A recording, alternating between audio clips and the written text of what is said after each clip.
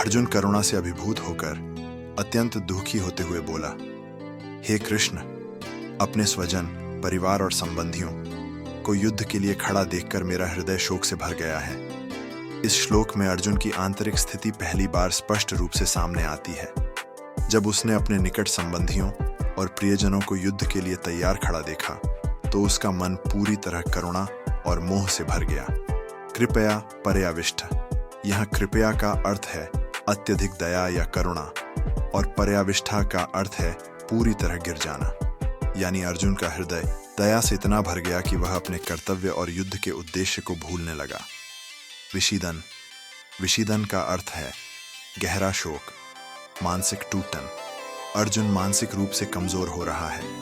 उसका मन योद्धा की दृढ़ता से हटकर भावुकता में डूब गया है। दृष्ट्वेमं स्वजनम कृष्ण युयुत्सुम, हे कृष्ण, अपने ही स्वजनों को युद्ध की इच्छा से खड़े देखकर यह वह बिंदु है जहां अर्जुन के लिए युद्ध एक धर्म युद्ध नहीं बल्कि अपने ही परिवार के विरुद्ध संघर्ष बन गया।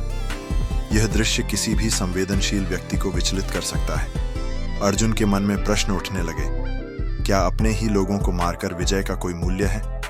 यह श्लोक मनुष्य की भावनात्मक कमजोरी को दर्शाता है। जब हम जीवन के कर्तव्य या कड़े निर्णयों के सामने आते हैं तो भावनाएं अक्सर विवेक पर हावी हो जाती हैं। अर्जुन इसी दुविधा से जूझ रहा है और यही स्थिति आगे चलकर भगवद गीता के ज्ञान का कारण बनेगी।